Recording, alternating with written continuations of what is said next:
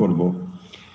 গত কয়েকদিন ধরে যান্ত্রিক ত্রুটির জন্য বিশেষতই ফেসবুক থেকে সরাসরি আপনারা অনুষ্ঠান দেখতে শুনতে পাচ্ছেন না, অসুবিধে হচ্ছে বলে আমাদের জানিয়েছেন। আমরা আশা করেছিলাম আজকে ভালোভাবে অনুষ্ঠান দেখতে পাবেন, তো এটি আমাদের হাতে নেই। আমরা তবুও চেষ্টা করছি, যদি মাঝপথে শুরু হয় তাহলে হয়তো আপনারা ফেসবুকেও পাবেন, আর না হলে ইউটিউব থেকে দেখতে পাবেন। আসুন আমরা কথা শুরু করি, সময় নষ্ট হচ্ছে অনেকটাই। আজ আমরা যে বইটি থেকে পাঠ করব সেটি অনেকেই জানেন। বইটির নাম হলো স্বামী শিষ্য সংবাদ। এখানে স্বামী মানে স্বামীজি, স্বামী বিবেকানন্দ, এবং তার শিষ্য শ্রী শরৎচন্দ্র চক্রবর্তী,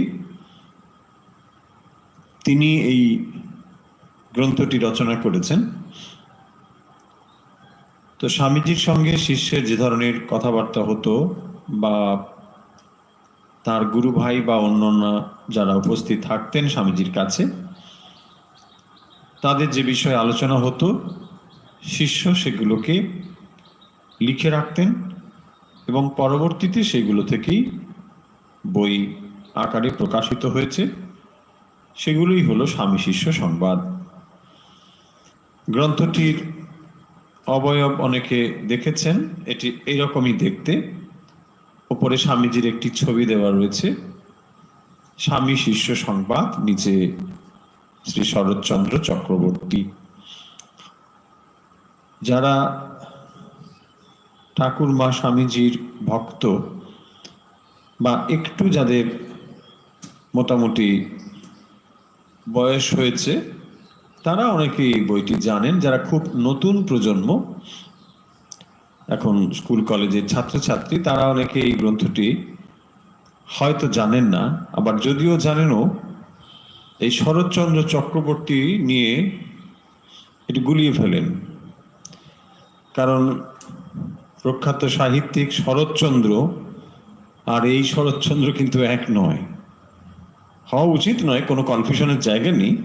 তবুও কেন আমাদের নতুন প্রজন্ম সম্পর্কে, বা তরুণ তরুণী, যুবক যুবতী যারা, তাদের সম্পর্কে আমরা কখনোই আন্ডার এস্টিমেট করতে চাই না।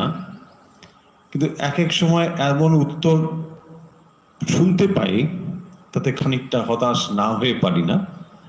যেখানে অনেকেই বলতে শুনি স্বামীজির নামই তারা শোনেনি।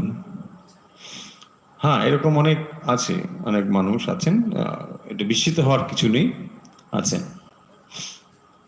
তো এই গ্রন্থটি হলো স্বামী শিষ্য সংবাদ। এখানে সংবাদ শব্দের অর্থ নিউজ নয়, সংবাদ কথার অর্থ হলো ডায়ালগ। যেমন কর্ণ কুন্তী সংবাদ, এটি বিশেষ পরিচিত লেখা রবীন্দ্রনাথের। সেই কর্ণ কুন্তী সংবাদ ইজ ডায়ালগ। তো এখানেও সেইটি ডায়ালগ, সংবাদ শব্দের অর্থ এখানে ডায়ালগ। তাই স্বামীজির সঙ্গে শিষ্যের যে কথাবার্তা হয়েছে, সেই কথাবার্তাগুলো এখানে স্বামী শিষ্য শরৎচন্দ্র চক্রবর্তী তিনি লিখেছেন, সেগুলোই আমরা পাঠ করব। স্বামীজির জীবনের যে সমস্ত ঘটনা রয়েছে, বা তার যে মৌলিক রচনা, তার ভেতর দিয়ে আমরা স্বামীজিকে জানতে চেষ্টা করি। এই গ্রন্থ এমন একটি গ্রন্থ যার ভেতর দিয়ে স্বামীজির মনের ভাব, তৎকালীন অবস্থা, দৃষ্টিভঙ্গি বিভিন্নভাবে এটি প্রকাশিত হয়েছে। তাই যারা ঠাকুর মা স্বামীজির ভক্ত, তারা যেমন এই গ্রন্থটি শ্রদ্ধার সঙ্গে পাঠ করেন, পাশাপাশি যারা শিল্প সাহিত্য নিয়েও পড়াশুনো করেন, তৎকালীন সাহিত্য সম্পর্কে জানতে চান, তাদের জন্যও এই গ্রন্থটি একইভাবে গুরুত্বপূর্ণ ও প্রয়োজনীয়। কারণ এর ভেতরে যে আলোচনাগুলো এসেছে, যে বিষয়গুলো এসেছে, সেগুলো কেবল প্রাসঙ্গিক নয়, এগুলো পাঠ করলে আমরা স্বামীজি সম্পর্কে এবং তৎকালীন সমাজ, তৎকালীন সংস্কার, রাজনীতি সমস্ত সম্পর্কে ধারণা করতে পারব। তাই স্বামীজি সম্পর্কে রবীন্দ্রনাথের সেই বিখ্যাত উক্তি, যা তিনি রমারুলাকে বলেছিলেন যে ভারতবর্ষকে যদি জানতে চাও স্বামীজিকে পড়ো, তো একইভাবে স্বামী বিবেকানন্দকে পড়লে তবেই আমরা সমগ্র ভারতবর্ষ সম্পর্কে জানতে পারব। কারণ স্বামী বিবেকানন্দ একজন কনভিন্সড ইন্ডিয়া হয়ে উঠেছিলেন। তাই ভারতবর্ষের ঘনীভূত রূপই হচ্ছেন স্বামী বিবেকানন্দ। তাই স্বামীজির যে কোনো লেখা তার দৃষ্টিভঙ্গি, ভাবধারা ইত্যাদির সঙ্গে পরিচিত হলে আমরা অনেক বেশি করে ভারতবর্ষকে চিনতে শিখব। এই গ্রন্থটির ভেতরে দুটো বিভাগ রয়েছে, একটি পূর্বকাণ্ড, একটি উত্তরকাণ্ড। নিশ্চয়ই আপনারা জানেন যে শরৎচন্দ্র চক্রবর্তী একজন সংস্কৃত পণ্ডিত ছিলেন। তিনি খুব ভালো সংস্কৃত জানতেন এবং সংস্কৃতে তার রচনাও রয়েছে স্বামীজি সম্পর্কে। তিনি কর্মজীবনে পোস্টমাস্টার ছিলেন, ডেপুটি পোস্টমাস্টার। প্রথম তার চাকরি জীবন শুরু হয় ব্যারাকপুরে। তো তারপরে তিনি বিভিন্ন জায়গায় কাজ করেছেন, বাংলায় কাজ করেছেন, বিহারেও কাজ করেছেন, এরকম বিভিন্ন জায়গায় কাজ করেছেন। গৃহী মানুষ যেমন ছিলেন, কিন্তু স্বামীজি সম্পর্কে তাঁর গভীর শ্রদ্ধা ছিল। তিনি বেদান্ত জানতেন। এগুলো ট্র্যাডিশনালি যেমন পাঠ করা হয় বেদান্ত, সেগুলো তিনি চর্চা করেছেন। তাই স্বামীজির কাছে যখন উপস্থিত হয়েছেন, একদিকে স্বামীজির প্রজ্ঞা, তার দর্শন, তার আদর্শ তাকে ভালো লেগেছে। তাই তিনি স্বামীজির কাছে সুযোগ খুঁজতেন বেদান্ত নিয়ে আলোচনা করবার। এইটি ছিল তার মুখ্য বিষয়। বেদান্ত সুযোগ পেলেই স্বামীজির কাছে বেদান্তের কথা বলতেন। তো এই গ্রন্থটি যখন তিনি রচনা করবেন, খুব স্বাভাবিকভাবে আমরা ধরে নিতে পারি যে তার গ্রন্থের মধ্যে তার ব্যক্তিত্বের ছাপ থাকবে। তাই শরৎচন্দ্র চক্রবর্তী, যেহেতু তিনি সংস্কৃতের পণ্ডিত, বেদান্ত অধ্যয়ন করেছেন, তাই তিনি তার গ্রন্থে প্রত্যেকটি দর্শন যখন তার দেখা হয়েছে স্বামীজির সঙ্গে, সেগুলোকে তিনি এক একটি বল্লী বলে উল্লেখ করেছেন। আমরা উপনিষদের এই স্টাইলটি পাই, ভৃগু বল্লী, এরকম সব বল্লী রয়েছে। বল্লী মানে আর কিছু নয়, বল্লী লতা পাতা, শাখা প্রশাখা, এই হচ্ছে বল্লী শব্দের অর্থ। তাই বল্লী মানে এখানে চ্যাপ্টার বা অধ্যায়, সেগুলোকে তিনি বল্লী বলে বলেছেন। এখানে দুটো অধ্যায় রয়েছে, মানে দুটো বিভাগ রয়েছে। একটিকে বলা হয় পূর্বকাণ্ড আর একটি হলো উত্তরকাণ্ড। তো পূর্বকাণ্ডে মোট 24টি বল্লী আর উত্তরকাণ্ডে রয়েছে 22টি বল্লী। এই নিয়ে মোট 46টি বল্লী রয়েছে। যেদিন যেদিন স্বামীজির কাছে তিনি গিয়েছেন, তার কি কথা হয়েছে, কারা কারা ছিলেন, তারিখ, সন ইত্যাদি উল্লেখ করেছেন, দিয়ে সেগুলোকে তিনি এখানে লিখেছেন। তাই এগুলোর ভেতরে আমরা তৎকালীন সময় যেমন পাই, তেমন স্বামীজির দৃষ্টিভঙ্গিও পাই, এবং শিষ্য কি কি প্রশ্ন উত্থাপন করেছেন সেগুলো একটা সুন্দর জিনিস আমরা এর মধ্যে পাই। আমরা সকলেই জানি যে স্বামীজি অত্যন্ত ভালো সঙ্গীতজ্ঞ ছিলেন। তার রচনার ক্ষমতাও ছিল অসাধারণ। সখার প্রতি ইত্যাদি যে সমস্ত লেখাগুলো রয়েছে, স্বামীজির রচনাগুলো রয়েছে, সেগুলো দেখলেই বোঝা যায় যে স্বামীজি সাহিত্যের উপরে কত দখল ছিল, এবং তার ভাষা চয়ন, শব্দবিন্যাস অসাধারণ ছিল স্বামী বিবেকানন্দের। তো এখানেও যখন দেখব যে তিনি আলোচনা করছেন, কথা বলছেন, তার কথার ভেতরে, শব্দ চয়নের ভেতর দিয়ে তার একটি ব্যক্তিত্ব ধরা পড়েছে। এই গ্রন্থের ভেতরে তার চিত্র আমরা পাব। তো প্রথম যে বল্লীটি আমরা পড়ব, পূর্বকাণ্ডের প্রথম বল্লী, প্রথম দর্শন বলে এখানে উল্লেখ হয়েছে। 1897 খ্রিস্টাব্দে স্বামীজির সঙ্গে প্রথম দর্শন, স্থান কলকাতা, প্রিয়নাথ মুখোপাধ্যায়ের বাটি, বাগবাজার। তখনকার বাংলার যেরকম স্টাইল ছিল লেখার, এখানে সেই পূর্ণ বাংলা স্টাইলও আমরা দেখতে পাবো খানিকটা। তাই বাড়ি শব্দটা বাটি শব্দ হয়েছে। এরকম বিদ্যাসাগর মশাইয়ের লেখাতেও আমরা দেখবো যে এরকম যাইবেক, খাইবেক এরকম শব্দ ছিল। পরবর্তীতে সেগুলো ভাষা বদলে বদলে পরিবর্তিত হচ্ছে। এখানে সেই পুরনো স্টাইল খানিকটা ছোঁয়া আমরা পেয়ে যাব। কিন্তু ভাষাগত এইরকম স্টাইলটুকু থাকলো মানেই আমাদের এরকম ধারণা যেন না হয় যে এটি তাহলে একটি পুরনো কোথা থেকে একটা হলুদ রঙের বই আমরা হাজির করেছি। একেবারেই তা নয়। এটি অত্যন্ত যে আধুনিক এবং অত্যন্ত যে প্রাসঙ্গিক বিষয়, যে বিষয়গুলো বর্তমানে আমরা ফেস করছি, সেই বিষয়গুলো রয়েছে। সেই কারণের জন্যে এটিকে আমরা কালজয়ীও বলতে পারি। যে সময়ে আমরা এই গ্রন্থের দ্বারা সময় থেমে গিয়েছে এমন নয়, প্রবাহমান যে কাল তাকে বরং ধরার চেষ্টা রয়েছে এই গ্রন্থের ভিতরে।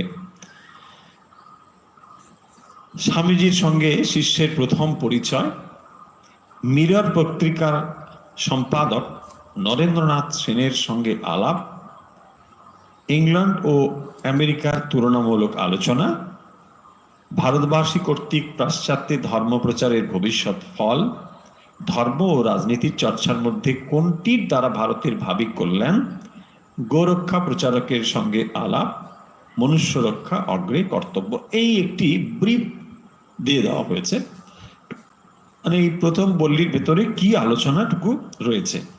আচ্ছা, যারা বাণী রচনা যারা তাদের রয়েছে, তারা এটি বাংলায় 9th নবম খণ্ড সেখানেই পেয়ে যাবেন।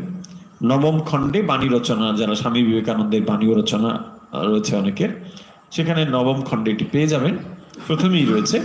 আর যারা পৃথক বই আকারেও এটি পাওয়া যায়, যারা পৃথক বই পড়ছেন তারাও এটি এইভাবেই পাবেন।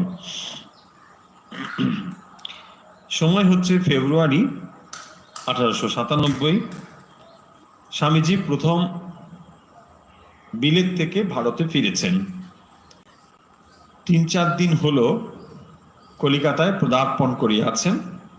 বহুকাল পরে তাহার পূর্ণ দর্শন লাভ করিয়া শ্রীরামকৃষ্ণ ভক্তদিগের এখন আনন্দের অবধি নাই। তাহাদিগের মধ্যে সঙ্গতিপন্নেরা আবার এখন নিজ নিজ বাটিতে স্বামীজিকে সাদর নিমন্ত্রণ করিয়া আপনাদিগকে কৃতার্থ মনে করিতেছেন। আজ মধ্যাহ্নে বাগবাজারের রাজবল্লভ পাড়ায় শ্রীরামকৃষ্ণ ভক্ত শ্রীযুক্ত প্রিয়নাথ মুখোপাধ্যায়ের বাড়িতে স্বামীজির নিমন্ত্রণ। সংবাদ পাইয়া বহু ভক্ত আজ তাহার বাড়িতে সমাগত হইয়াছেন।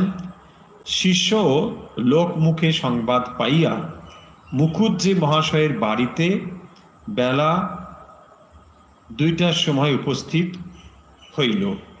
স্বামীজির সঙ্গে শিষ্যের এখনো আলাপ হয় নাই। শিষ্যের জীবনে স্বামীজির দর্শন লাভ এই প্রথম। তাহলে স্পষ্টতই এখানে বোঝা যাচ্ছে যে এই ডেসক্রিপশনে যে 1897 খ্রিস্টাব্দ স্বামীজি বিলেত গিয়েছিলেন 93-তে, তো তারপরে 4 বছর সেখানে কাটিয়েছেন, তারপরে তিনি ফিরেছেন। ফলে স্বামীজিকে এতদিন পরে যখন তার গুরু ভাতারা পেয়েছেন, বা আরো বিস্তারিতভাবে বললে, আরো একটু বড় করে বললে, কলকাতার মানুষ যখন তাকে পেয়েছেন, সেই সুযোগটি কেন তারা ছেড়ে দেবেন? তারা সবাই স্বামীজির সঙ্গ লাভ করতে চান, স্বামীজির কাছে আসতে চান। সেই জন্যে প্রিয়নাথ মুখোপাধ্যায়ের বাড়িতে এরকম একটি আয়োজন হয়েছে, স্বামীজিকে নিমন্ত্রণ করা হয়েছে, সেখানে স্বামীজি উপস্থিত হয়েছেন, শিষ্যও সেখানে উপস্থিত হয়েছেন, এবং এটি তার প্রথম দর্শন।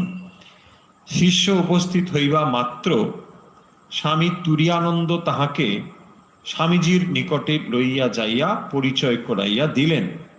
স্বামীজি মঠে আসিয়া শিষ্য রচিত একটি শ্রীরামকৃষ্ণ স্তোত্র পাঠ করিয়া ইতঃপূর্বেই তাহার বিষয় শুনিয়াছিলেন। শ্রীরামকৃষ্ণ দেবের ভক্ত গরিষ্ঠ নাগ মহাশয়ের কাছে তাহার যে যাতায়াত আছে ইহাও স্বামীজি জানিয়াছিলেন।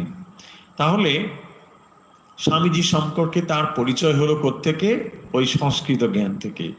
সংস্কৃত জ্ঞান তার ছিল, এবং শুধু তাই নয়, তিনি তাকে প্রয়োগ করেছেন শ্রীরামকৃষ্ণ স্তোত্র রচনাতে।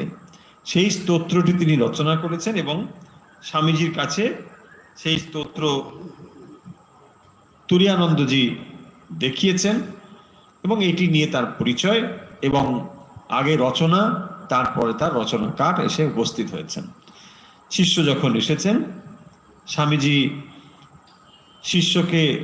শিষ্য স্বামীজিকে প্রণাম করে বসেছেন, উপবেশন করেছেন। স্বামীজি তাকে সংস্কৃতে সম্ভাষণ করিয়া নাগ মহাশয়ের কুশলাদি জিজ্ঞাসা করিলেন, এবং তার অমানুষিক ত্যাগ, উদ্দাম, ভগবত অনুরাগ এবং দীনতার বিষয় উল্লেখ করিতে করিতে বলিলেন, বয়ম তত্তান নিষাদ হতাহা মধুকরত্বম খালু কৃতি।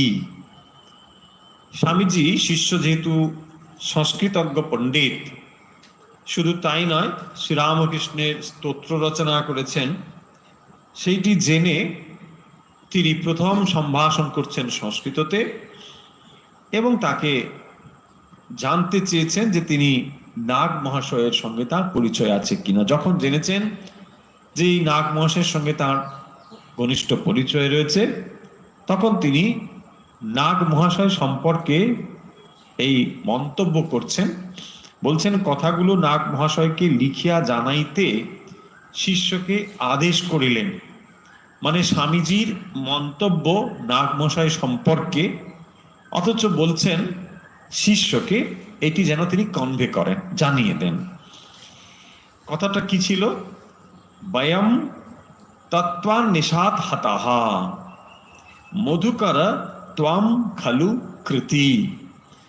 লাইনটি, এটি অভিজ্ঞান শকুন্তলমের লাইন।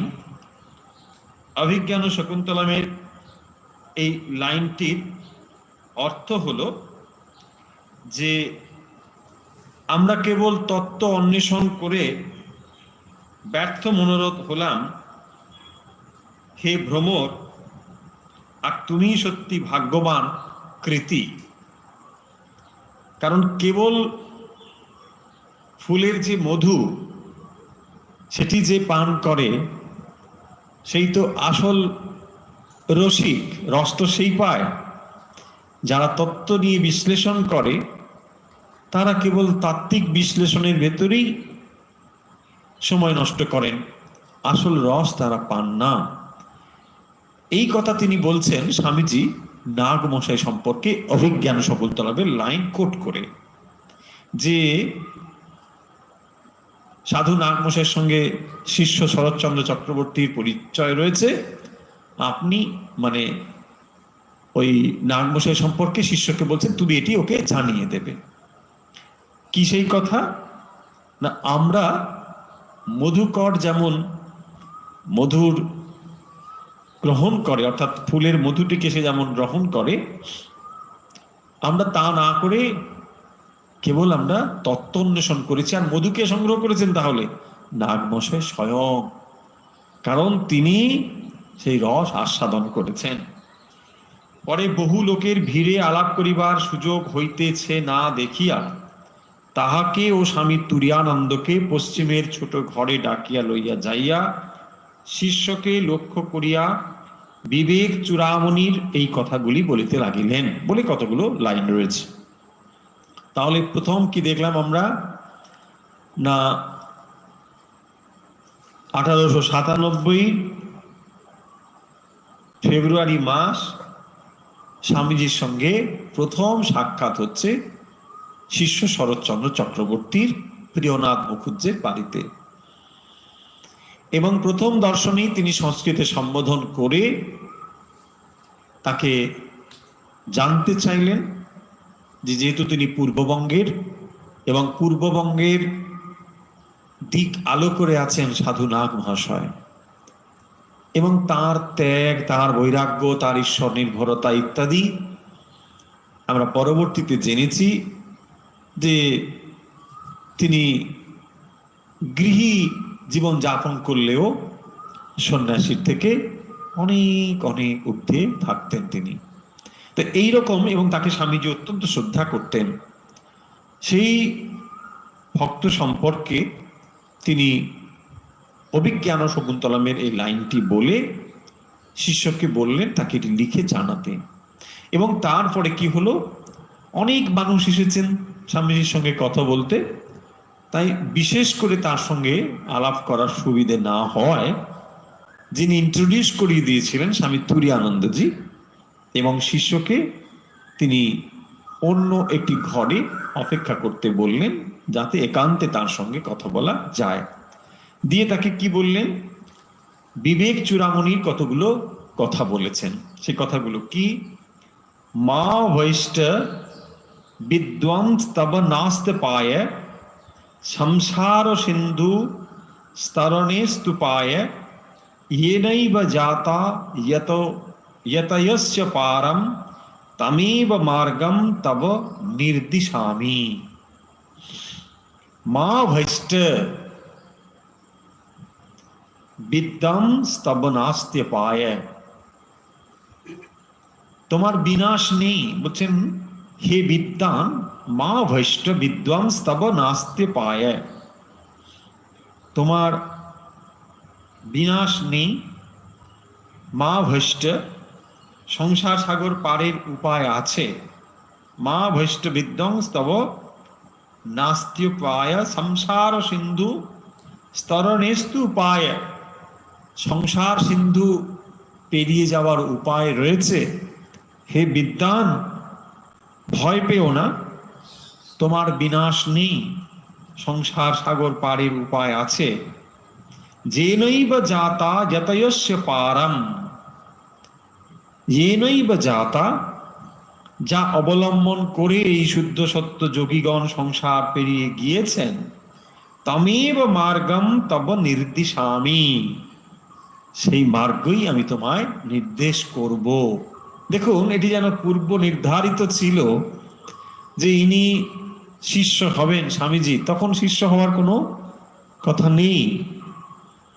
তাকে এমন কথা বলছেন যেন ভবিষ্যৎটি তিনি দেখতে পেয়েছেন, যে হে বিদ্বান, একেবারে স্বামীজি যে লাইনটি বলছেন এখানে, এটি চূড়ামণি, বিবেক চূড়ামণির লাইন, শঙ্করাচার্যের লাইন, কিন্তু স্বামীজি যে কথাগুলো বলেছেন একেবারেই স্বামীজির শিষ্য সম্পর্কে এগুলোই কথা।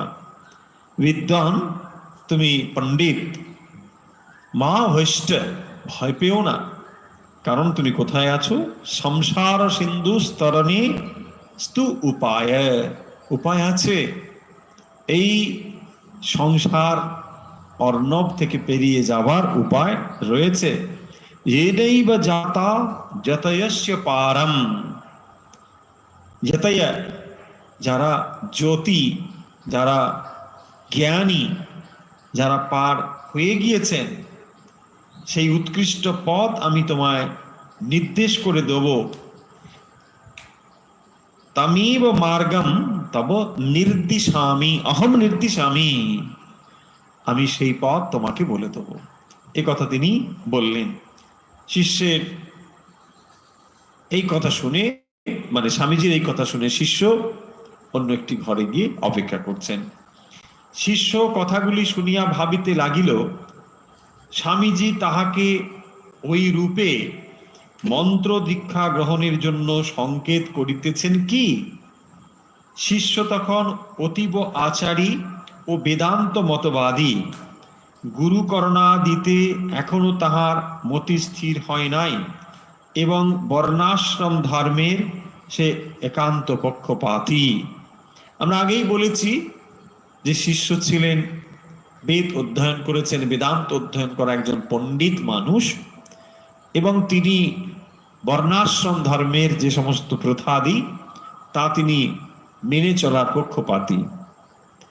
তাই স্বামীজি যখন তাকে শঙ্করাচার্যের এই উদ্ধৃতিগুলো বললেন, লাইনগুলো বললেন, তার মনে এই ভাবটি উদিত হলো যে স্বামীজি কি আমাকে তাহলে এই কথাই বলছেন যে সেই মহান আদর্শ পুরুষ সামনে উপস্থিত এবং কাল উপস্থিত হয়েছে দীক্ষা গ্রহণের, আমি শিষ্যত্ব গ্রহণ করি, এইটি কি স্বামীজি বলতে চেয়েছেন? এই কথা তার মনে বারবার উঠল। নানা প্রসঙ্গ চলিতেছে, এমন সময় একজন আসিয়া সংবাদ দিল যে মেরার সম্পাদক শ্রীযুক্ত নরেন্দ্রনাথ সেন স্বামীজির সঙ্গে দেখা করিতে আসিয়াছেন। এখানে ডেসক্রিপশন রয়েছে, বর্ণনা রয়েছে। তাহলে প্রথম আমরা কি দেখলাম? স্বামীজির কাছে শিষ্য এসে উপস্থিত হয়েছেন এবং তাকে সম্ভাষণ করার পর তাকে জানতে চেয়েছেন নাগমশাইয়ের সঙ্গে তার পরিচয় আছে কিনা। দেখুন, যখন ভক্তের সঙ্গে আরেক ভক্তের প্রয়োজন হয়, সাক্ষাৎ হয়, তখন তিনি রেফারেন্স অন্য কিছু টানেন না, রেফারেন্স টানেন যে আর অন্য কোনো কারোর সঙ্গে তার পরিচয় হয়েছে কি না। ঠিক এটি হলো পরিচয়ের কেন্দ্রবিন্দু। সেখান থেকেই ভক্ত যখন জানেন, ও আচ্ছা তুমি ঠাকুরের ভক্ত, তুমি ওখানে যাও, এখানে যাও, ও তাহলে তুমি আমার খুব প্রিয় মানুষ। ঠিক এরকম ভাবেই যখন দেখলেন যে বাংলাদেশের উনি, তাহলে নাগমশাই, নাগমশাইকে চেনেন? হ্যাঁ, নাগমশাইকে চেনেন, ব্যাস, আর কোনো কথা নেই, তাহলে নিশ্চয়ই খুব ভালো মানুষ। এবং সঙ্গে সঙ্গে তিনি নাগমশাই সম্পর্কে যে মত পোষণ করেন সেটিও তাকে জানিয়ে দিচ্ছেন যে নাগমশাইকে তিনি কত শ্রদ্ধা করেন, বলে দিলেন প্রথম এখানেই। এবং দ্বিতীয়টি আর কি কথা হলো যে নাগমশাই সম্পর্কে বলছেন যে তিনি যথার্থ মধুকরের মতো মধুকে আহরণ করেছেন, কেবল তত্ত্ব নয়। যিনি তত্ত্ব নিয়ে বিশ্লেষণ করেন তিনি জ্ঞানী, কিন্তু বিজ্ঞানী নন। বিজ্ঞানী হলেন যিনি তত্ত্বকে আস্বাদন করেছেন। তাই সেই জন্যে নাগমশাই সম্পর্কে তিনি বলছেন যে তিনি তত্ত্বকে আস্বাদন করেছেন। অভিজ্ঞান শকুন্তলমের এই কয়েকটি লাইন স্বামীজি নাগমশাই সম্পর্কে শিষ্যকে বলতে বললেন। তারপরে তিনি বিবেক চূড়ামণির কতগুলো লাইন উদ্ধৃতি হিসেবে বলেছেন যে হে বিদ্বান, অনেক লেখাপড়া শিখেছ, কিন্তু এই সংসার অর্ণবটি এমন একটি জায়গা যেখানে প্রতি মুহূর্তেই এরকম টার্ময়েল চলছে, বিপদের সম্ভাবনা প্রচুর। সেই জন্য বলছেন মা ভৈষ্ঠ, তুমি ভয় পেও না, এই সংসার সমুদ্রে রক্ষা করার জন্য একজন এসেছেন। সংসার অর্ণব ঘোরে কর্ণধার স্বরূপক নমস্তু রামকৃষ্ণায় তস্मै শ্রী গুরবে নমঃ। মাস্টারমশাই দেখবেন কথামৃতে এই কথাগুলো ব্যবহার করেছেন, লিখেছেন। সংসার অর্ণব ঘোরে, শ্রীরামকৃষ্ণ সম্পর্কে বলছেন এই সংসারটা কিরকম অর্ণব, এবং সেটি কিরকম ঘোর অর্ণব।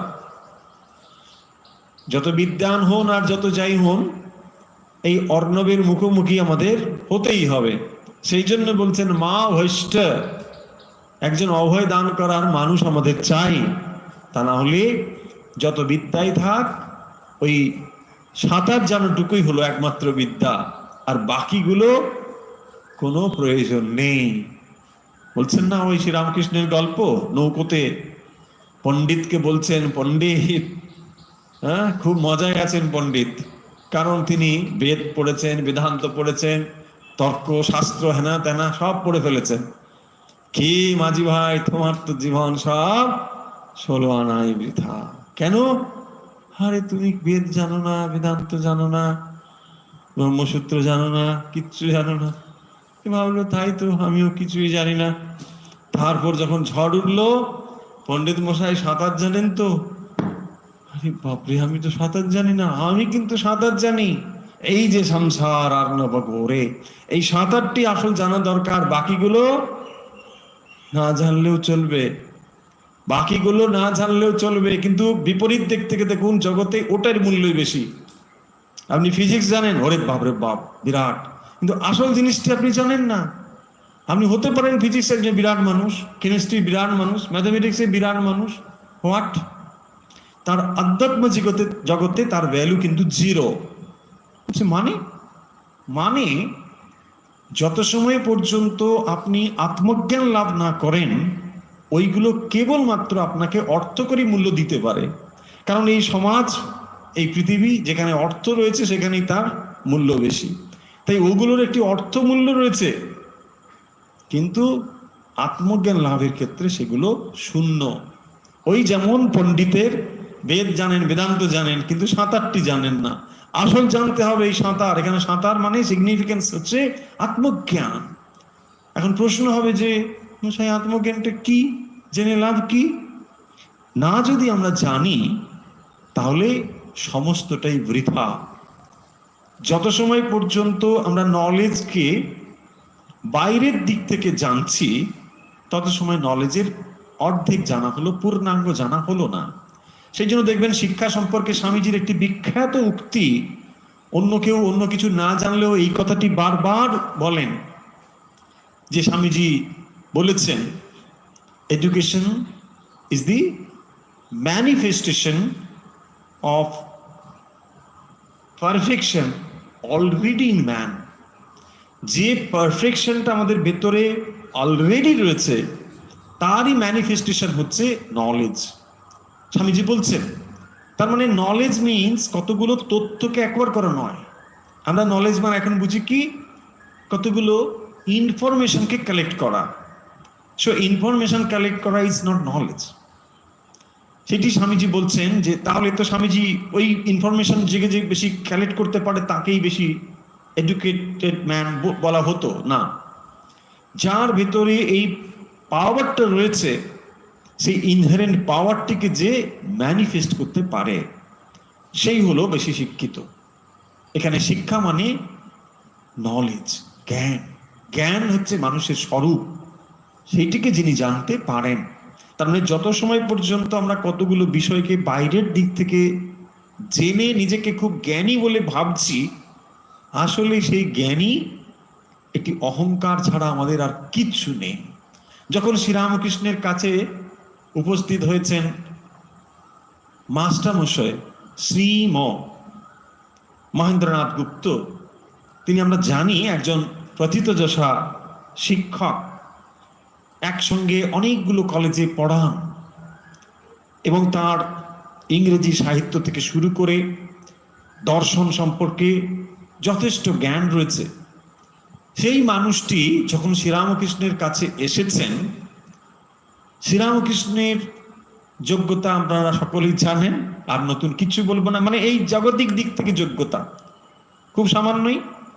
দক্ষিণেশ্বরে পূজারী ব্রাহ্মণ, মাস্টারমশাই স্বপ্নেও কখনো ভাবেননি যে এই একজন মানুষের কাছে, যিনি তখনকার দিনে 3টি বিষয়ে মাস্টার্স করেছেন, MAAA, তো সেই মানুষটির কাছে মানে এইরকম একজন প্রায় অর্ধশিক্ষিত, প্রায় অশিক্ষিত, মানে কোন রকম নাম লিখতে পারেন এরকম একজন মানুষ, দক্ষিণেশ্বরের পূজারী, তার কাছে শুনতে হচ্ছে হ্যাঁ তুমি খুব জ্ঞানী আছে না।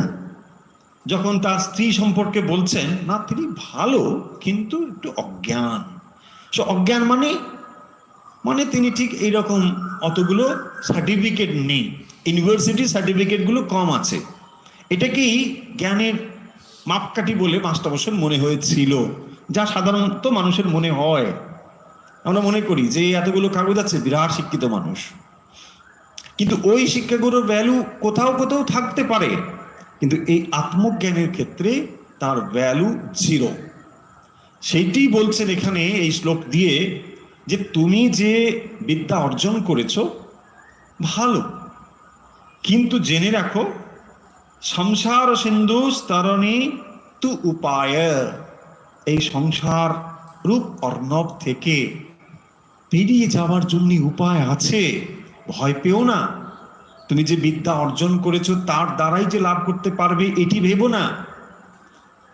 যেনৈব জাতা যতয়স্য পারম তামেব মার্গম তব নির্দিশামি। আমি সেই মার্গই তোমাকে বলবো যে মার্গ জ্যোতিরা, আত্মজ্ঞানীরা লাভ করেছেন এবং তার দ্বারা যারা এই সংসার অর্ণবকে অতিক্রম করে গিয়েছেন, আমি সেই পথ তোমাকে নির্দেশ করব, সেটি তিনি বলছেন। এবং তারপরে যে প্রসঙ্গটি এসেছে, নরেন্দ্রনাথ সেন ইন্ডিয়ান মিরর পত্রিকার সম্পাদক, তো তিনি এসেছেন স্বামীজির সঙ্গে কথা বলতে, তাই সেখানে তার সঙ্গে কথা হচ্ছে। প্রসঙ্গ হচ্ছিল যে আমেরিকাবাসীর মতো এমন সহৃদয় উদার চিত্ত অতিথি সেবা পরায়ণ নব নব ভাগ গ্রহণে একান্ত সমুৎসুক জাতি জগতে আর দ্বিতীয় দেখা যায় না। আমেরিকার যা কিছু কাজ হয়েছে তা আমার শক্তিতে হয়নি।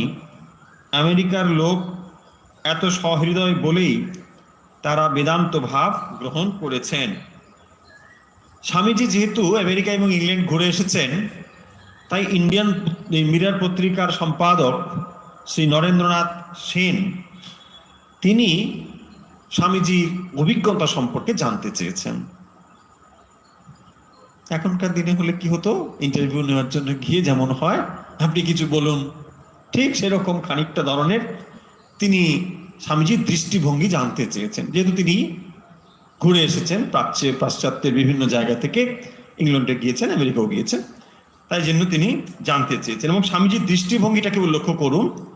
স্বামীজি বলছেন, আমেরিকাবাসীদের মতো এমন সহৃদয় উদার চিত্ত অতিথি সেবা পরায়ণ নব নব ভাব গ্রহণে একান্ত সমুৎসুক জাতি জগতে আর দ্বিতীয় দেখা যায় না। আমেরিকাবাসীদের সম্পর্কে স্বামীজি বলছেন, এবং আমেরিকায় যা কিছু কাজ হয়েছে তা আমার শক্তিতে হয়নি। আমেরিকার লোক এত সহৃদয় বলেই তারা বেদান্ত গ্রহণ করেছেন। ইংল্যান্ডের কথায় বললেন, ইংরেজের মতো কনজারভেটিভ জাতি জগতে আর দ্বিতীয় নেই। কনজারভেটিভ শব্দের অর্থ খারাপ কিছু নয়, প্রাচীন রীতি নীতির দিকে যাদের ঝোঁক তাদেরকে বলা হয় কনজারভেটিভ। স্বামীজি কেন বলছেন? এটি কি খুব নিন্দার্থে বলছেন? না, তারা কোনো নতুন ভাব সহজে গ্রহণ করতে চায় না, কিন্তু অধ্যবসায়ের সহিত যদি তাদের একবার কোনো ভাব বুঝিয়ে দেওয়া যায় তবে তারা কিছুতেই তার ছাড়ে না। কনজারভেটিভদের এই এক সুবিধে হলো যে কোনো একটি নতুন ভাব তারা সহজে নেবেন না, কিন্তু লজিক্যালি যদি তাকে এস্টাবলিশ করা হয়, বুঝিয়ে দেওয়া হয়, তিনি কিন্তু আর অন্য ভাব গ্রহণ করবেন না। তাই বুঝিয়ে দেওয়ার কাজটি হচ্ছে খুব কঠিন কাজ, এবং স্বামীজি সেটি করেছেন। এমন দৃঢ় প্রতিজ্ঞা অন্য কোনো জাতিতে মেলে না, সেই জন্যে তারা সভ্যতায় ও শক্তি সঞ্চয়ে জগতে সর্বশ্রেষ্ঠ স্থান অধিকার করেছে।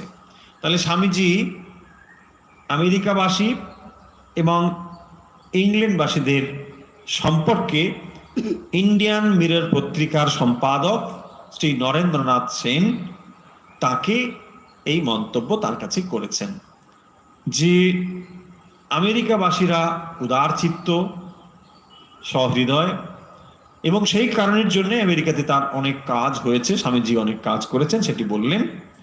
এবং ইংল্যান্ডবাসীদের সম্পর্কে বলছেন যে তারা খুব কনজারভেটিভ, অর্থাৎ প্রাচীনপন্থী, যে ভাবটা তারা গ্রহণ করেছে ইতিপূর্বে তার প্রতি তারা শ্রদ্ধাশীল। যদি একমাত্র তাদেরকে নতুন করে বোঝানো হয়, যথার্থ রূপে যদি তারা একবার বুঝে নিতে পারেন যে নতুন কোনো আইডিয়া দিচ্ছেন, তা যদি গ্রহণযোগ্য বলে মনে করেন, তাহলে কিন্তু তারা তা গ্রহণ করবেন, এবং তা গ্রহণ করেছেন, সেই কথা স্বামীজি বললেন। এবারে নরেন্দ্রবাবু বলছেন যে ধর্মপ্রচার দ্বারা ভবিষ্যতে আমাদের কি কোনো আশা আছে? এই প্রশ্ন স্বামীজি সম্পর্কে স্বামীজিকে নরেন্দ্রনাথ সেন তিনি করছেন, যে উপযুক্ত প্রচারক পেলে আমেরিকা থেকে ইংল্যান্ডে বেদান্ত প্রচার কার্য স্থায়ী হইবার অধিকতর সম্ভাবনা ইহা জানাইয়া স্বামীজি বলছেন, অর্থাৎ স্বামীজি বলছেন যে পাশ্চাত্যে যে কাজের তিনি পত্তন করেছেন এবং আমেরিকা ও ইংল্যান্ডে, বলছেন যে আমি কেবল স্টার্ট করেছি, পত্তন করে এসেছি, পরবর্তী প্রচারকগণ সেই পন্থা অনুসরণ করলে তাহলে অনেক কাজ হবে। স্বামীজি এই কথা বলেছেন। এবং তাঁরই প্রেক্ষিতে নরেন্দ্রনাথের প্রশ্ন হলো যে এইরূপ ধর্মপ্রচার দ্বারা ভবিষ্যতে কি আমাদের কোনো আশা আছে যে ভালো কিছু হবে? স্বামীজি বলছেন, আমাদের দেশে আছে মাত্র এই বেদান্ত ধর্ম। পাশ্চাত্য সভ্যতার তুলনায় আমাদের এখন আর কিছুই নেই বললেই হয়। কিন্তু এই সার্বভৌম বেদান্তবাদ, যা সকল মতের সকল পথের লোককেই ধর্ম লাভের সমান অধিকার প্রদান করে, এর প্রচারের দ্বারা পাশ্চাত্য সভ্য জগৎ জানতে পারবে ভারতবর্ষে এক সময়ে কি আশ্চর্য ধর্মভাবের স্ফুরণ হয়েছিল এবং এখনো রয়েছে।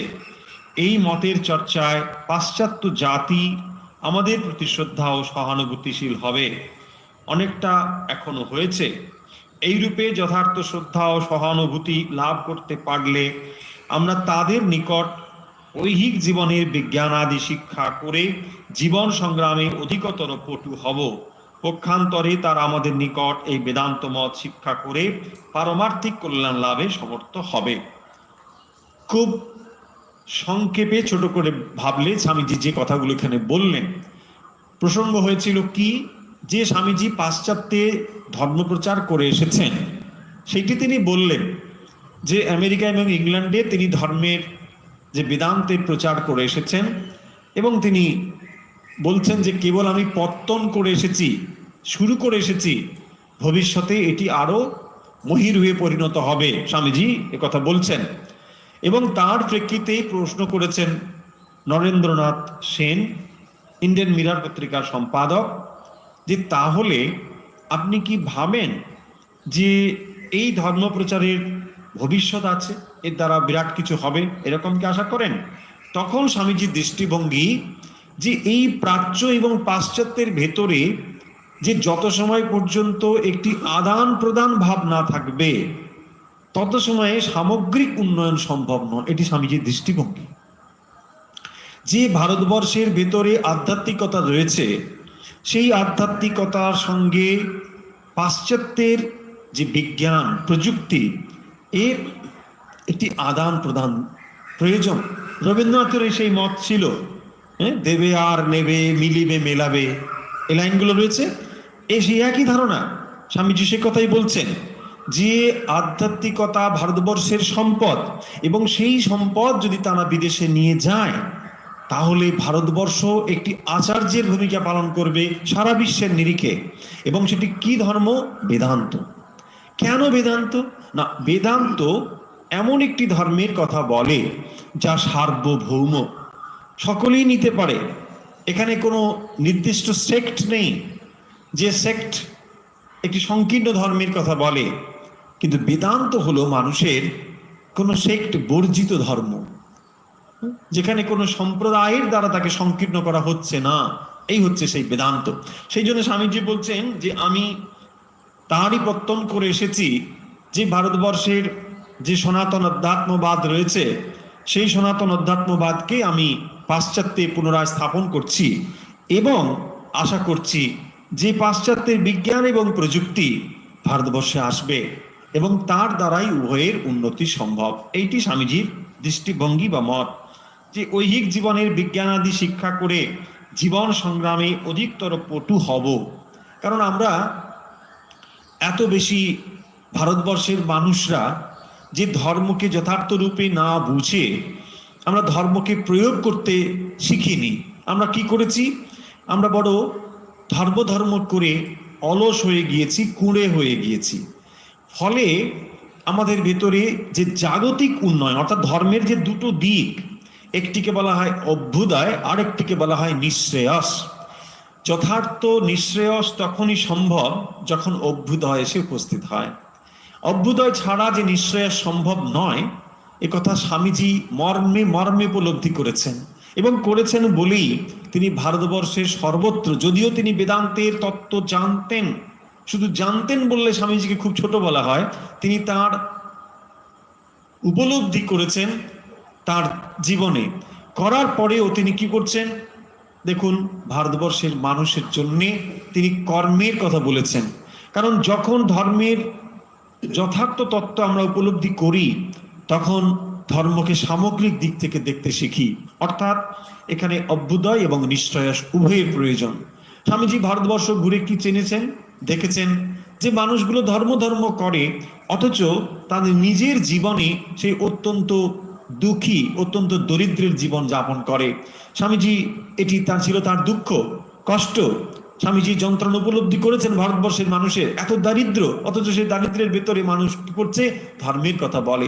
এই দুটোর ভেতরে মেল বন্ধন ঘটাতে হবে, অর্থাৎ এই অভ্যুদয় এবং নিশ্চয়াসের সঙ্গে যথার্থ একটি ব্যালেন্স না তৈরি হলে ধর্মজীবন হতে পারে না। এবং তাই হয়েছে, বিগত কয়েকশো বছর ধরে ভারতবর্ষের মানুষ ধর্ম ধর্ম মুখে বলেছে এবং আরো দুর্বল হয়ে গিয়েছে। এই দুর্বলতা স্বামীজি জয় করার জন্যে কি করেছেন না অভ্যুদয়ের কথা বলেছেন। এবং এই অভ্যুদয় আসবে কোত্থেকে না পাশ্চাত্য থেকে, যে বিজ্ঞান প্রযুক্তি এগুলোর আনয়ন দরকার। এই দৃষ্টিভঙ্গি স্বামীজি বলেছেন শ্রী নরেন্দ্রনাথ সেনকে, মিরার পত্রিকার সম্পাদক। এই আদান প্রদানে আমাদের রাজনৈতিক কোনো উন্নতির আশা আছে কি?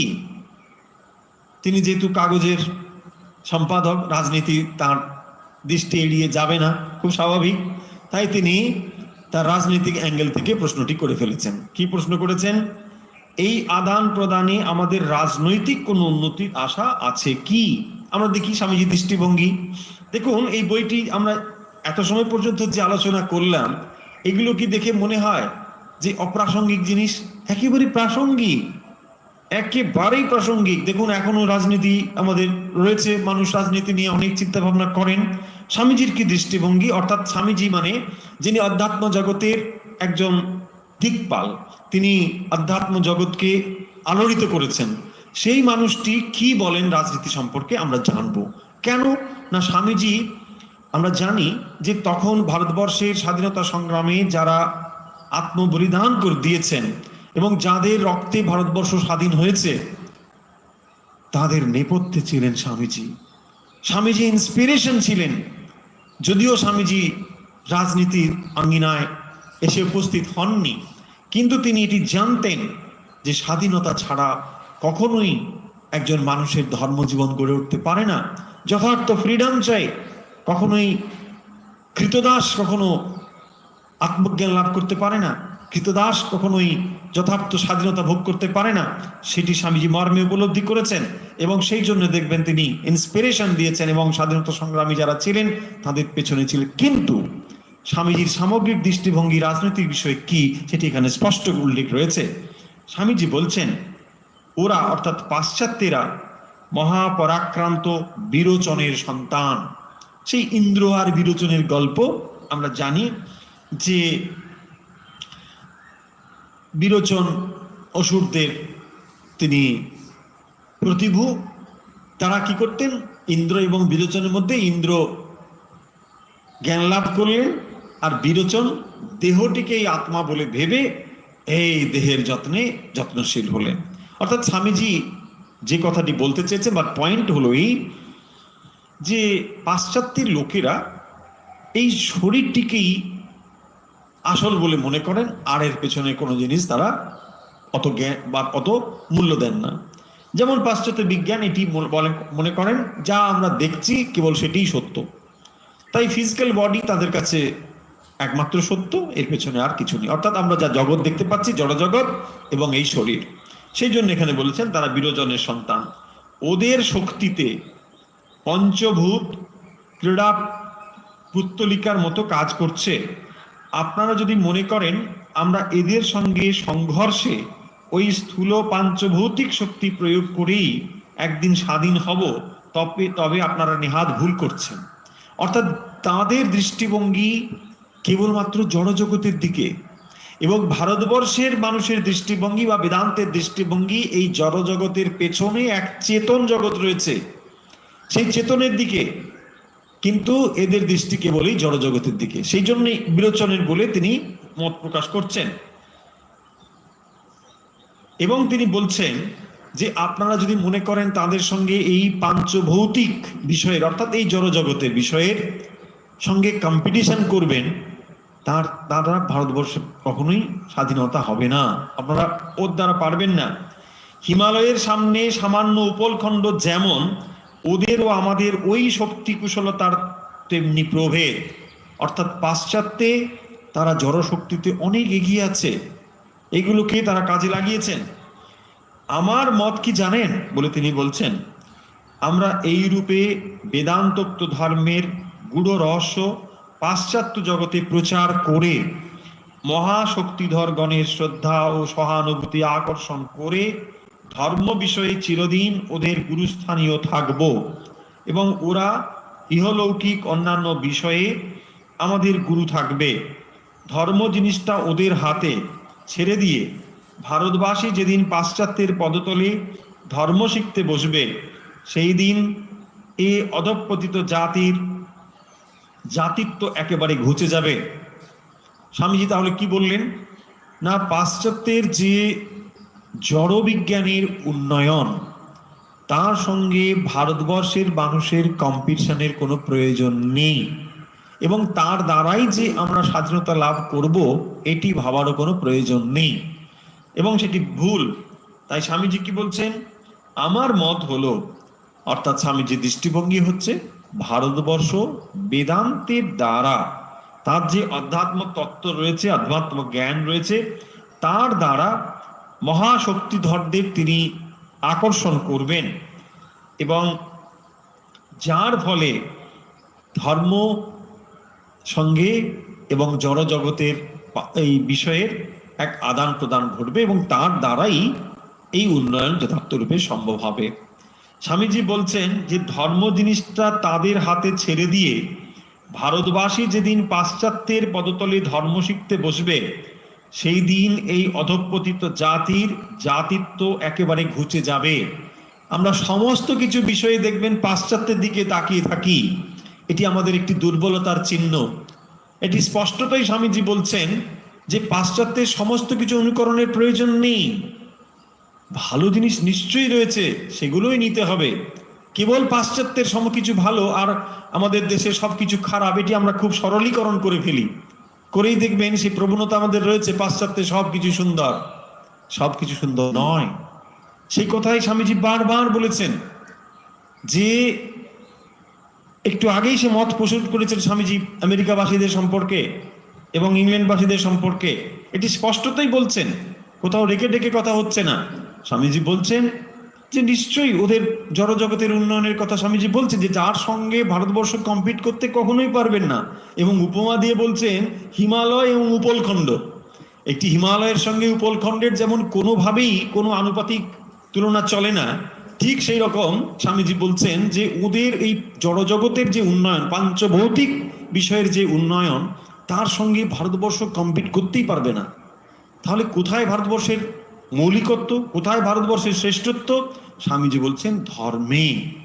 এবং এই যে ধর্ম এবং আধ্যাত্মিকতা রয়েছে, তাকে যখন ভারতবর্ষ ধরে গুরুস্থানীয় হবে এবং তখন দেখবেন পাশ্চাত্যের মানুষও এদের প্রতি সহানুশীল হবে, যে না, ভারতবর্ষ একটি দেশ, ভারতবর্ষেরও মানুষ রয়েছে, তারাও মানুষ, এই বোধ তাদের ভিতরে আসবে। সেইটি স্বামীজি দেখিয়েছেন।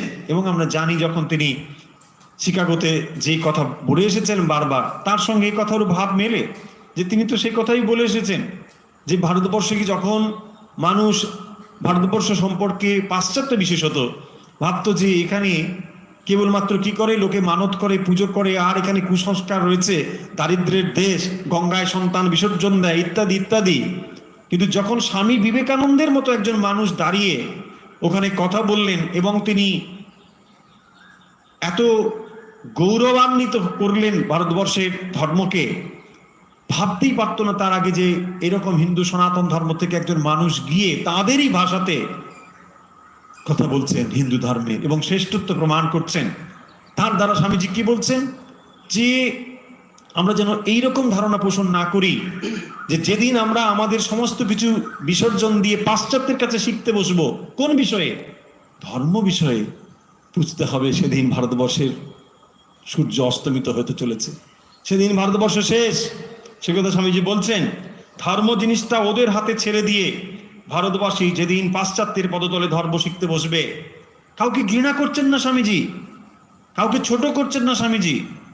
যে পাশ্চাত্যের মৌলিক অবদান রয়েছে, তার বিজ্ঞান, তার প্রযুক্তি, তার জড়জগতের উন্নয়ন, সেগুলোকে স্বামীজি কখনোই এড়িয়ে যেতে পারেন না, অস্বীকার করতে পারেন না।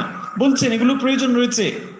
পাশাপাশি যদি ভারতবর্ষ কোনোদিন ধর্মশিক্ষার জন্যে পাশ্চাত্যে গিয়ে উপনীত হয়, পাশ্চাত্য যদি ধর্মজগতেও আমাদের ওপরে আধিপত্য বিস্তার করেন, স্বামীজি বলছেন সম্ভব নয়, যদি করেন বলছে সেই দিন এই অধঃপতিত জাতির জাতিত্ব একেবারে ঘুচে যাবে। দিন রাত চিৎকার করে ওদের এই দাও বললে কিছু হবে না। আদান প্রদান রূপ কাজের দ্বারা যখন উভয় পক্ষের ভিতর শ্রদ্ধা এবং সহানুভূতির একটা টান দাঁড়াবে, তখন আর চেঁচামেচি করতে হবে না। তাহলে কি হলো? আমরা স্বামীজি এই দৃষ্টিভঙ্গি, রাজনৈতিক দৃষ্টিভঙ্গি কি ছিল? যে এই দাও আমাদের এই দাবি। স্বামীজি বলছেন না, এই দাবি করার প্রয়োজন নেই, কেউ কাউকে কিছু দেবে না। তোমার অধিকার তোমাকে প্রতিষ্ঠা করতে হবে। কি করে প্রতিষ্ঠা করবে? মারপিট করবে? না, মারপিট করতে হবে না। তোমার যে ক্ষমতা রয়েছে, কোন ক্ষেত্রে? তোমার আধ্যাত্ম ক্ষেত্রে, ধর্মক্ষেত্রে। সেই ধর্ম এবং আধ্যাত্মিকতাকে তুমি প্রতিষ্ঠা করো, তাহলেই দেখবে যে পারস্পরিক শ্রদ্ধা তৈরি হবে। ভারতবর্ষ সম্পর্কে আজ পৃথিবী যেভাবে চেনে, স্বামী বিবেকানন্দের পূর্বে সম্পূর্ণ আলাদাভাবে চিনত।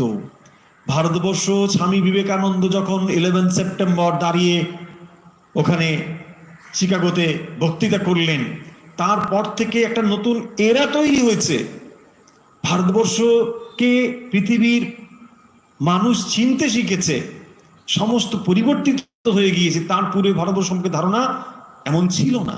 এই যে পারস্পরিক শ্রদ্ধা, স্বামীজি সে কথাই বলছেন যে একজনের প্রতি অন্যজনের যদি শ্রদ্ধা না থাকে, তাহলে কেবলমাত্র এই দাও বলে চিৎকার করলে অধিকার প্রতিষ্ঠা করা যায় না।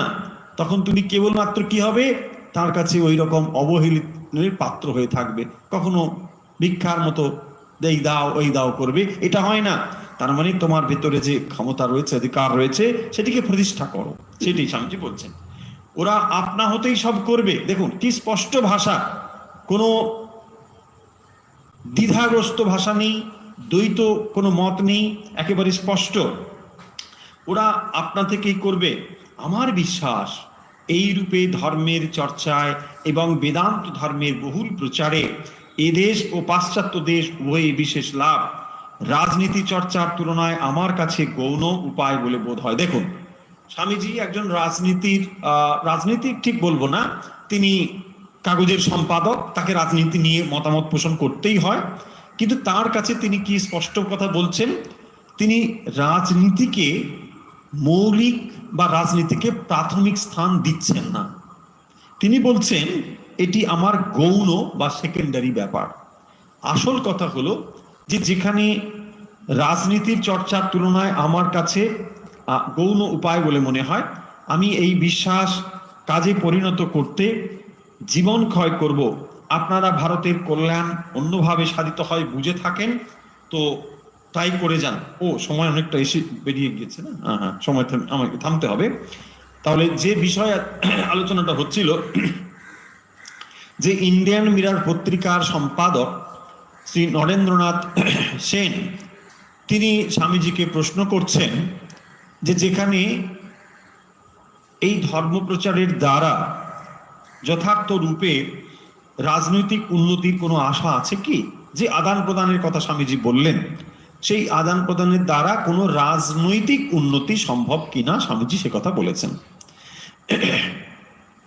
রাজনৈতিক উন্নয়ন কথার অর্থ কি না, যখন আমরা স্বামীজির সঙ্গে এই কথা চলছে, ভারতবর্ষ পরাধীন ভারতবর্ষ, এবং সেই পরাধীন ভারতবর্ষে কিভাবে স্বাধীনতা আসবে এটি তখন মূল ইস্যু। কি করে ভারতবর্ষকে স্বাধীন করা যাবে, এটি সবার, তার জন্যে রাজনীতিবিদরা কাজ করে যাচ্ছেন। এবং সেই জন্যই তিনি জানতে চেয়েছেন স্বামীজির এখানে দৃষ্টিভঙ্গি কি, যেহেতু তিনি পাশ্চাত্য থেকে ফিরে এসেছেন, বিশেষত আমেরিকা এবং ইংল্যান্ড থেকে। তাই স্বামীজি বলছেন যে কেবলমাত্র তোমার এই দাও বলে দাবি করলে হবে না, যা তখনকার দিনে রাজনীতিবিদদের কাছে এটি ছিল। মহাত্মা গান্ধী থেকে শুরু করে অন্যান্য যারা, তো তারা তখন কি করছেন না, এই দাও বলে যে দাবি। স্বামীজি বলছেন এই দাবি তখনই তোমার কাছে শ্রদ্ধার পাত্র হয়ে দাঁড়াবে, বা তোমার দাবিকে তখনই মানুষ শ্রদ্ধা করবে যখন তোমার মৌলিক অবদান তুমি রাখতে পারবে। তোমারও যে একটি কোয়ালিটি রয়েছে তোমাকে এস্টাবলিশ করতে হবে, সেটা অন্য ফিল্ড হতে পারে, কিন্তু সেই ফিল্ডে তোমার অধিকার রয়েছে, এইটি যখন কেউ এস্টাবলিশ করে তখন তাকে মানুষ শ্রদ্ধা করে। স্বামীজি সেই জন্য বলছেন যে ভারতবর্ষের সম্পদই হলো ধর্ম এবং আধ্যাত্মিকতা। তাই তাকে যখন আমরা যথার্থ রূপে আচার্যের আসন গ্রহণ করতে পারি, ভারতবর্ষ যদি তা পারে, তাহলে পাশ্চাত্যের যে সমস্ত জিনিস রয়েছে, অর্থাৎ বিজ্ঞান, প্রযুক্তি, জনজীবনের যে সমস্ত জিনিসগুলো, এই সমস্ত কিছু এসে উপস্থিত হবে পারস্পরিক আদান প্রদানের দ্বারা। স্বামীজি সেই জন্য বলছেন যে রাজনীতি চর্চা এর তুলনায় আমার কাছে গৌণ। তাহলে মুখ্যত কি না এইটি, স্বামীজি চাইছেন এইটি, রাজনীতি তার কাছে গৌণ, মুখ্য হচ্ছে ধর্মের আদান প্রদান, ধর্ম এবং যে বিজ্ঞান তার ভেতরে আদান প্রদান। আমি এই বিশ্বাস কাজে পরিণত করতে জীবন ক্ষয় করব। আপনারা ভারতের কল্যাণ অন্যভাবে সাধিত হবে বুঝে থাকেন তো অন্যভাবে কাজ করে যান। দেখুন স্বামীজি কি ভাষা এবং কি সুন্দর করে তার কথা। আমরা এখনকার প্রেক্ষিত যদি ভাবি, আকাশ পাতাল মনে হবে যে এখন যেভাবে রাজনীতির মানুষ কথাবার্তা বলবেন, এইরকম এত সংযমী ভাষা সেখানে খুঁজে পাবো না। এখানে কি সংযমী ভাষা দেখুন। তিনি একজন ইন্ডিয়ান মিরর পত্রিকার সম্পাদক, তাকে বলছেন স্বামীজি ধর্মকে উপলব্ধি করেছেন, তিনি আরো স্ট্রংলি বলতে পারতেন যে আমি বুঝি না মশাই চলুন, আরো রাফলি বলতে পারতেন না। কি সুন্দর করে স্বামীজি বলছেন যে আমি এইটি বুঝেছি, ধর্মের ভেতর দিয়ে আদান প্রদানের দ্বারাই মৌলিক অবদান, এটি সম্ভব, আমি বুঝেছি। ধর্মে আপনি যে রাজনীতির ইস্যু বলছেন বা রাজনীতির প্রসঙ্গ তুলেছেন, সেই রাজনীতি এর তুলনায় আমার কাছে খুব গৌণ, সেকেন্ডারি। দিয়ে বলছেন আপনারা যদি মনে করেন যে রাজনীতির দ্বারাই এই সমাধানের সম্ভব হবে, আপনারা কাজ করুন, কিন্তু আমি এর দ্বারা জীবন ক্ষয় করব, আমি এইভাবেই কাজ করে যাব। স্বামীজি এটি বুঝেছেন। তার মানে স্বামীজি কি জানেন, এবং সেটি আমরা বর্তমান শুধু প্রেক্ষিত নয়, যুগে যুগে সেটি প্রমাণিত হয়েছে যে যত সময় পর্যন্ত মানুষের ভেতরে নৈতিক পরিবর্তন না ঘটবে, রাজনীতি কাউকে পরিবর্তিত করতে পারবে না। সেটি বহুবার প্রমাণিত হয়েছে, বহুবার। কারণ মানুষের ভেতরে নৈতিক যদি সত্যিকারে পরিবর্তিত না হয়, রাজনীতি কি করবে? কতগুলো নিয়ম দিয়ে মানুষকে কখনো ভালো করা যায় না, কতগুলো নিয়ম শৃঙ্খলা দিয়ে মানুষের ভেতরে সত্যিকারের পরিবর্তন আনা সম্ভব নয়। কিন্তু ধর্মের পরিবর্তন, অর্থাৎ ধর্মের জীবনের যে আধ্যাত্মিক ভাব, এর দ্বারা মানুষের ভেতরে যে পরিবর্তনটুকু আসে, সেটি চিরকালীন পরিবর্তন। সেটি স্বামীজি সেই জন্যই একেবারে গভীরে গিয়ে সমস্যার গভীরে গিয়েছেন। সমস্যার খুব তাৎক্ষণিক বিশ্লেষণ না করে বা সমস্যার খুব তাৎক্ষণিক সমাধান না করে স্বামীজি একটি গভীর তত্ত্বে প্রবেশ করেছেন, এবং সেই জন্য স্বামীজি বলছেন যে আমি বিশ্বাস করি এইভাবেই সেই পরিবর্তন হওয়া সম্ভব। তাহলে আমাদের এখানে থামতে হচ্ছে। আজকে যান্ত্রিক ত্রুটির জন্য আমরা অনেকটা দেরিতে শুরু করেছি, তবুও আমাদের ফেসবুক থেকে আপনারা দেখতে পাচ্ছেন না, ইউটিউব থেকে হয়তো দেখতে পাচ্ছেন। আমরা জানি না কিভাবে আপনারা দেখতে পাচ্ছেন, কতটুকু দেখতে পাচ্ছেন। আজকে কয়েকদিন ধরে এরকম যান্ত্রিক ত্রুটি চলছে। এটি কোথাকার ত্রুটি আমরা জানি না। আজকে আমাদের এখান থেকে কোনো ত্রুটি আমরা মনে হয় নেই, আমাদের ত্রুটি, কিন্তু আমরা জানি না, হয়তো সার্ভার থেকে এটি হতেও পারে। অনেক সময় সার্ভার ডাউন থাকে, টেকনিক্যাল ব্যাপার, জানি না। পরে আমরা আপনাদেরকে হলে আমরা জানিয়ে দেবো কিভাবে এটি হয়েছে। তাহলে আজকের যে বিষয় আলোচনা হলো, অর্থাৎ যতটুকু আমরা আলোচনা করতে পারলাম, স্বামী শিষ্য সংবাদ। আমি আবার বলি, গ্রন্থটির নাম হচ্ছে স্বামী শিষ্য সংবাদ। এটি যখনই আমি পড়ি, আমার একটি হাসির উদ্রেক হয়, মানে এর সঙ্গে একটু মজার একটি জিনিস আমার সঙ্গে রয়েছে, আপনাদের সঙ্গে এটা শেয়ার করলে মনে হয় খারাপ হবে না। এরকম একটি যুব সম্মেলনে আমি গিয়ে যারা খুব ইহুতরা রয়েছে তাদের জন্য বললাম যে যদি স্বামীজিকে জানতে চাও তাহলে এরকম কিছু বই আছে, তোমরা পড়তে পারো। ভারতে বিবেকানন্দ, স্বামী শিষ্য সংবাদ, এরকম কতগুলো বই, and letters of Swami Vivekananda, এরকম কতগুলো বই নাম বলেছি। তো তারপরে ওদের থেকে আমি যখন মানে হয়ে গেল, চলে এলাম, অনেকে কেউ পার্সোনালি এসে মিট করছে, তো জানতে চাইলো মানে বইটার নামগুলো কি কি বলেছিলাম আর কি, নোট করবে। তারপরে বলছে মানে আগের বইটাগুলো বলছে, ওই যে আপনি স্বামী স্ত্রী সংবাদ কি এটা বললেন। আমি বললাম আরে স্বামী স্ত্রী সংবাদ কোথায় বললাম? বলছে না আপনি বললেন, মানে স্বামীর সঙ্গে স্ত্রী ছাড়া আর কোনো শব্দই যায় না। মানে এই হচ্ছে একটু মজার আর কি। এনিওয়ে, তো আজকের যে বইটি ছিল এটি হলো স্বামী শিষ্য সংবাদ। স্বামী মানে স্বামী বিবেকানন্দ এবং শিষ্য হচ্ছেন শ্রী শরৎচন্দ্র চক্রবর্তী। এইটি হলো আমাদের আজকের যে বই আলোচনা আমরা করছি, এবং এইটি আমরা ক্রমান্বয়ে আলোচনা করব। এখানে মোট 46টি বল্লী রয়েছে, 46টি কনভারসেশন রয়েছে। সেই কনভারসেশনগুলো স্বামীজির সঙ্গে তার শিষ্য শরৎচন্দ্র চক্রবর্তী, এবং এখানে বিভিন্ন বিষয় এসেছে। লক্ষ্য করার যে বিষয়টি হলো নানা রকম বিষয় এসেছে। স্বামীজি যেহেতু একজন বেদান্ত পণ্ডিত, যথেষ্ট তার সাহিত্যের এবং দর্শনে অভিজ্ঞতা রয়েছে, বিজ্ঞান, পাশ্চাত্য দর্শন, বিজ্ঞান, ইতিহাস, স্বামীজির কাছে এগুলো একেবারে মানে অত্যন্ত প্রয়োজনীয় বিষয়। স্বামীজি অত্যন্ত গভীরে গিয়ে এগুলো আলোচনা করেন। আর শিষ্য যেহেতু সংস্কৃতের পণ্ডিত, তাই এই দুটোর সঙ্গে আমরা দেখব এত সুন্দরভাবে বিষয়গুলো এসেছে, এবং স্বামীজি সেগুলোকে আলোচনা করেছেন, শিষ্য সেগুলোকে কাউন্টার করেছেন। খুব সুন্দর এই জিনিসগুলো, তাই আমরা এগুলো আলোচনা করব। আমরা এই গ্রন্থটি তাই বেছে নিয়েছি। আপনাদের অনুরোধ ছিল, আপনারা অনেকে এই বিষয়টি জানতেও চেয়েছিলেন, তাই যারা এই বিষয়টি সম্পর্কে আগ্রহী আছেন তারা নিশ্চয়ই কেমন লাগলো বিষয়টি আমাদেরকে কমেন্ট করে জানাবেন, আমাদের হোয়াটসঅ্যাপ নাম্বারে জানাবেন। তাহলে আজকে আমরা কেবল ইন্ট্রোডাকশনটুকু শুরু করছি, এবং তার সঙ্গে খানিকটা অংশ আজকে পাঠ করলাম।